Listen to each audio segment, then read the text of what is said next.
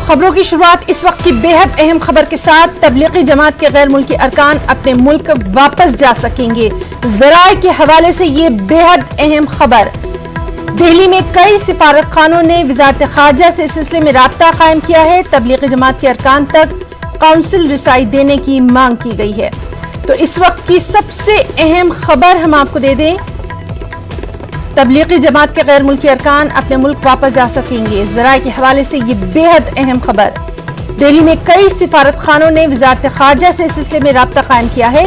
तबलीगी जमात के अरकान तक काउंसिल रिसाई देने की मांग की गई है।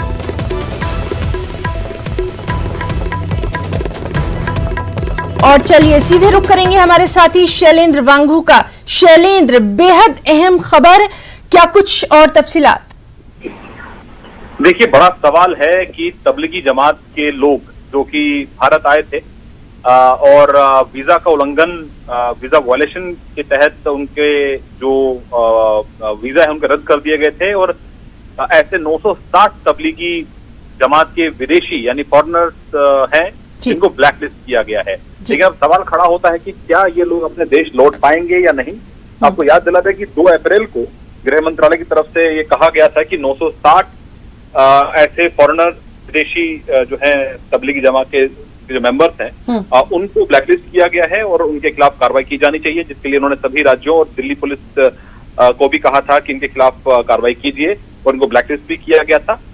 1 महीना बीत चुका है और बहुत से लोगों को अरेस्ट भी किया गया है, लेकिन अब इस पूरे मामले में जो कंसर्न कंट्रीज के एम्बेसीज दिल्ली में हैं उन्होंने विदेश मंत्रालय से संपर्क किया है और उनसे कहा है, काउंसलर एक्सेस मांगी है, यानी कि वो मुलाकात करना चाहते हैं उन लोगों से जिनको अरेस्ट किया गया है और उन्होंने उसके अलावा कुछ और भी मदद मांगी है भारत से। लेकिन अब बड़ा सवाल ये है कि क्या ये लोग अपने देश लौट पाएंगे या नहीं, ये बड़ा सवाल है। इसको लेकर अभी तक ये तय नहीं हुआ है कि क्या काउंसलर एक्सेस दी जाएगी या नहीं, लेकिन गृह मंत्रालय ने साफ कर दिया था आज से करीब 1 महीना पहले कि इन लोगों ने वायलेट किया है वीजा नॉर्म्स को, ये रिलीजियस एक्टिविटीज में शामिल हुए थे, हालांकि इनके पास टूरिस्ट वीजा था।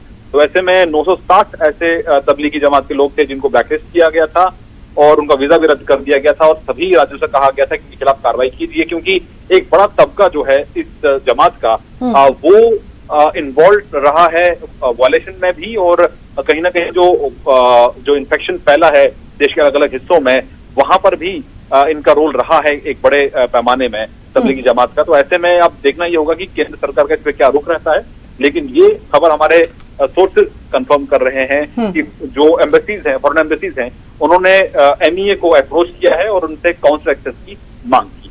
जी शैलेंद्र, बहुत बहुत शुक्रिया अदा करना चाहेंगे आपका तमाम तर तफसीली जानकारी के लिए। तो नाज़रीन, बेहद अहम जानकारी हमारे साथी शैलेंद्र वांगू दे रहे थे।